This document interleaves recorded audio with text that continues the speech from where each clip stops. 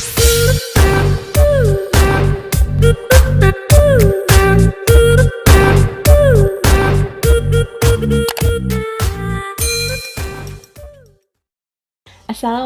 warahmatullahi wabarakatuh.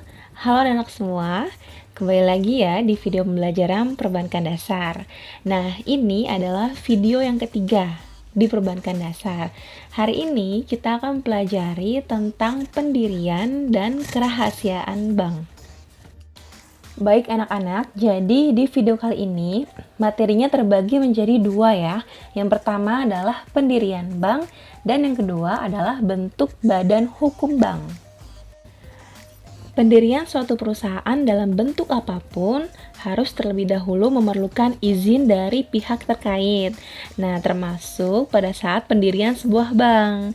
Nah, seperti yang sudah kita pelajari sebelumnya bahwa bank itu adalah sebuah lembaga yang berfungsi sebagai perantara dalam menghimpun dana masyarakat dan menyalurkannya kembali ke masyarakat dalam bentuk uang, pinjaman, dan bentuk lainnya.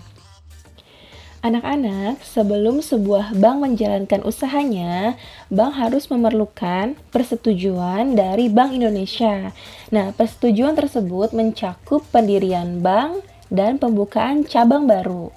Nah, untuk mendapatkan persetujuan Bank Indonesia, bank harus memenuhi persyaratan yang telah ditetapkan. Bank Indonesia mempelajari permohonan tersebut sebagai bahan pertimbangan dalam pengambilan keputusan.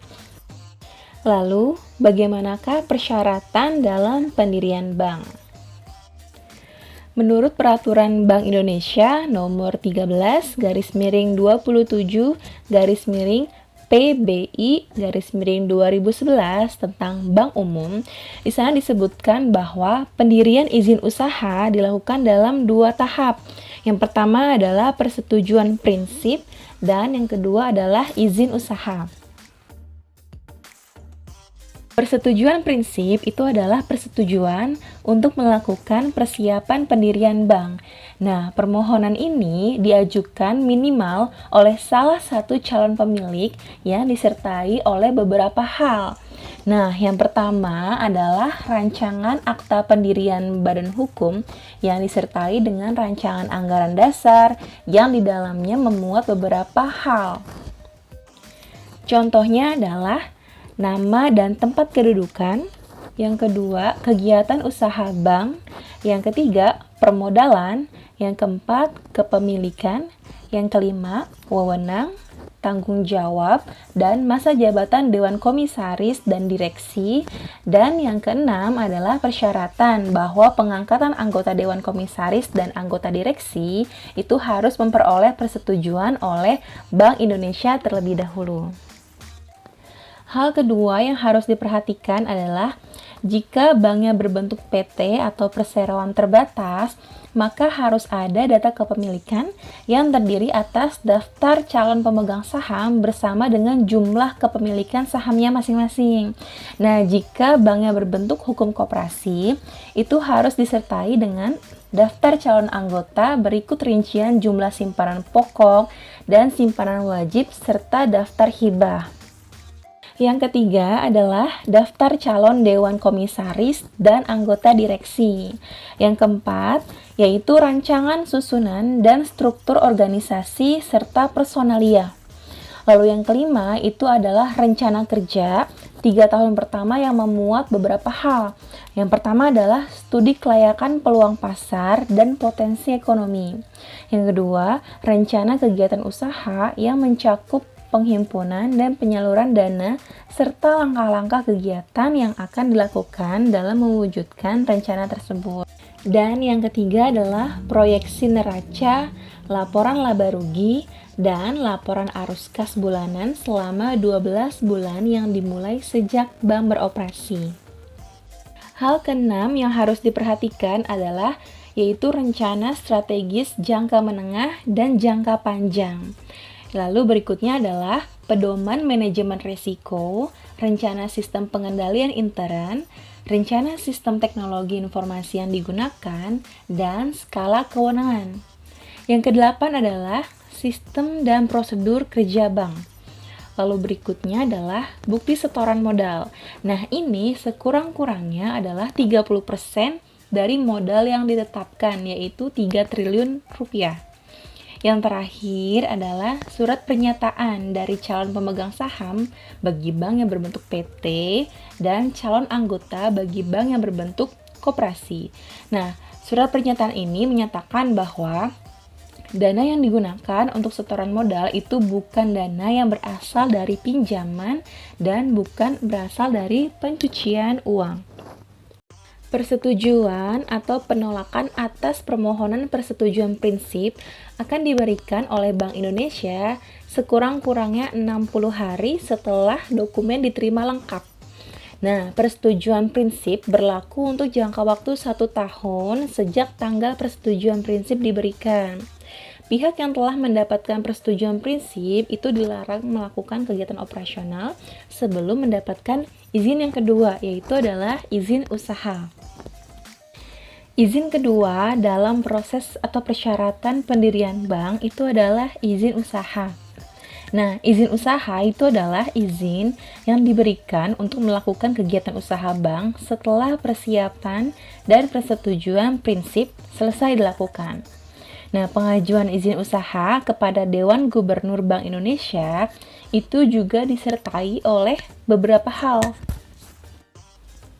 Yang pertama adalah akta pendirian badan hukum yang memuat anggaran dasar yang telah disahkan oleh instansi yang berwenang. Yang kedua adalah data kepemilikan apabila terjadi perubahan pada saat pengajuan izin usaha.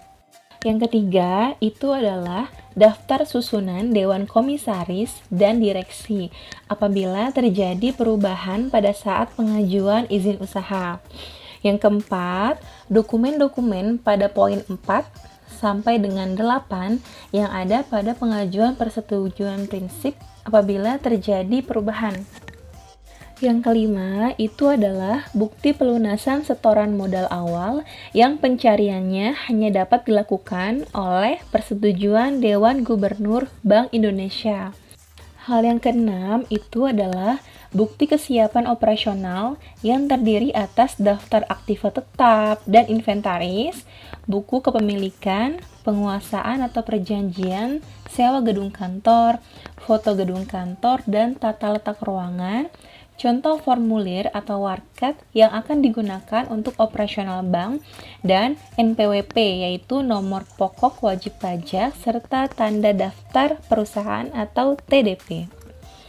Hal yang ketujuh adalah surat pernyataan dari pemegang saham bagi bank yang berbentuk PT dan anggota bagi bank yang berbentuk koperasi bahwa dana yang digunakan untuk melunasi modal itu adalah dana yang bukan berasal dari pinjaman dan tindakan pencucian uang.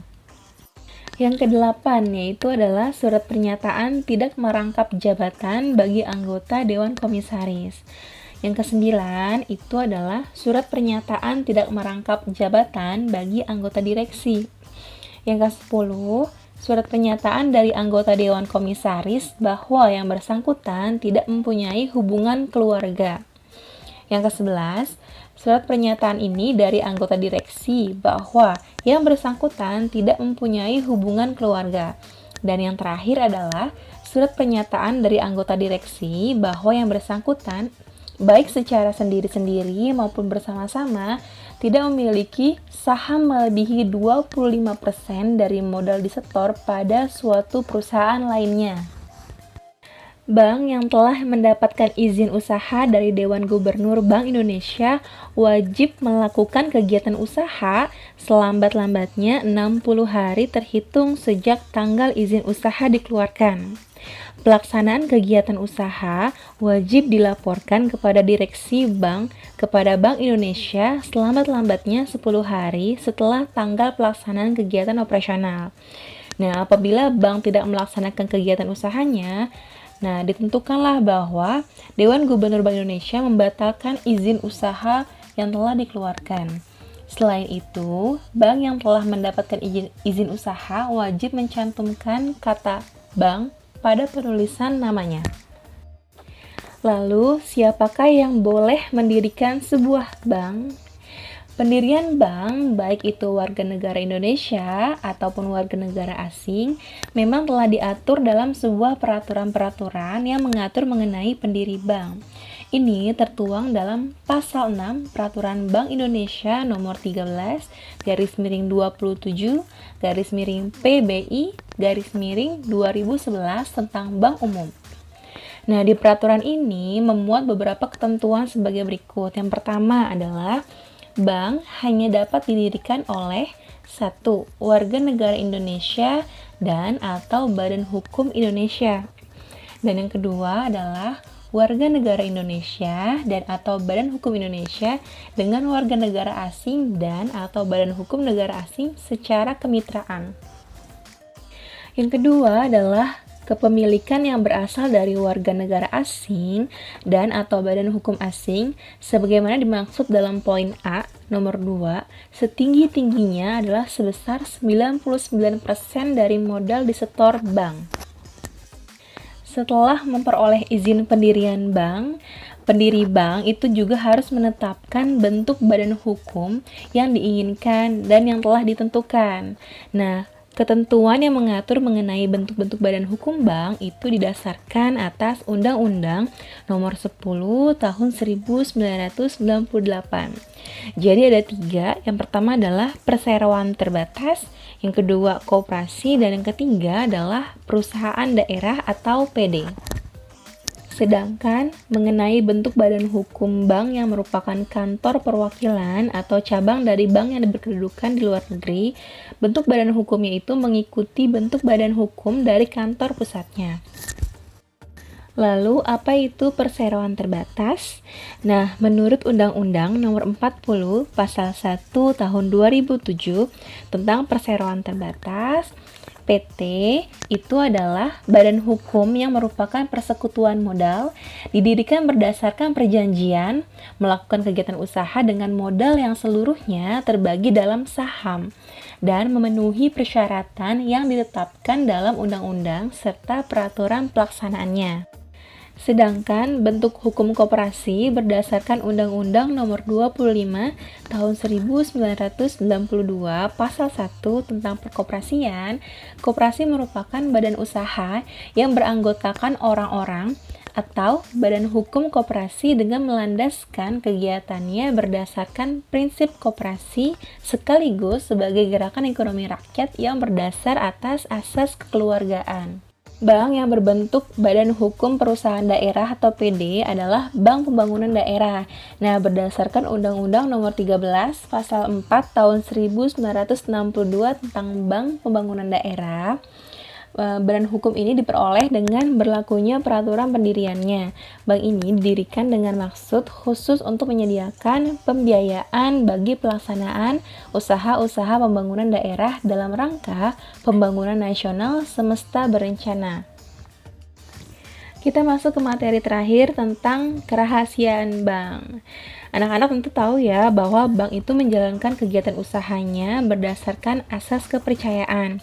Hal ini disebabkan karena kegiatan usahanya itu bergerak dalam bidang pengelolaan uang masyarakat. Agar keamanan para nasabah terjamin, pihak dari bank itu harus menjaga atau merahasiakan keadaan keuangan para nasabahnya. Hal ini merupakan salah satu bagian dari rahasia bank.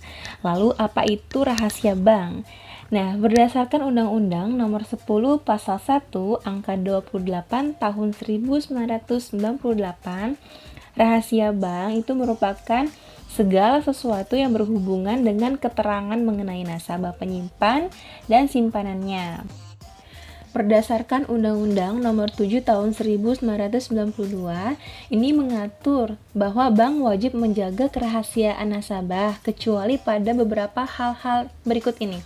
Yang pertama adalah pada pasal 41 ayat 1, ini untuk kepentingan perpajakan. Yang kedua, pada pasal 41A ayat 1, untuk penyelesaian piutang bank yang sudah diserahkan kepada Badan Urusan Piutang dan Lelang Negara atau Panitia Urusan Piutang Negara. Yang ketiga, itu pasal 42 ayat 1, ini untuk kepentingan peradilan dalam perkara pidana. Yang keempat, pasal 44A ayat 1 atas permintaan, persetujuan, atau kuasa dari nasabah penyimpan yang dibuat secara tertulis, bank wajib memberikan keterangan. Lalu yang kelima, apabila nasabah penyimpan meninggal dunia, maka ahli waris yang sah dari nasabah penyimpan berhak memperoleh keterangan mengenai simpanan nasabah penyimpan tersebut. Lalu bagaimanakah dengan sanksi administratif yang akan diterima oleh bank jika melakukan pelanggaran-pelanggaran hukum dalam kegiatan operasionalnya? Peraturan yang mengatur mengenai sanksi bank itu tercantum dalam Undang-Undang Nomor 10 Tahun 1998 tentang perbankan. Nah, sanksi apa sajakah yang tertera? Itu yang pertama adalah barang siapa yang tanpa membawa perintah tertulis atau izin dari pimpinan Bank Indonesia memaksa pihak bank untuk memberikan keterangan akan diancam dengan pidana penjara sekurang-kurangnya 2 tahun sampai 4 tahun dan didenda sekurang-kurangnya 10 miliar sampai 200 miliar. Nah, yang kedua adalah bagi anggota Dewan Komisaris, direksi, dan pegawai bank yang dengan sengaja memberikan keterangan yang wajib dirahasiakan akan diancam pidana penjara sekurang-kurangnya 2 sampai 4 tahun dan denda sekurang-kurangnya 4 sampai 8 miliar. Yang terakhir adalah bagi anggota Dewan Komisaris, direksi, dan pegawai bank yang sengaja tidak memberikan keterangan yang diperintahkan, maka akan diancam dengan pidana penjara sekurang-kurangnya 2 sampai 7 tahun serta denda sekurang-kurangnya 4 sampai 15 miliar. Baik anak-anak, sampai di sini pelajaran kita tentang pendirian dan kerahasiaan bank. Kalau kamu suka dengan video ini, jangan lupa untuk like, comment, share, dan subscribe channel ini. Wassalamualaikum warahmatullahi wabarakatuh.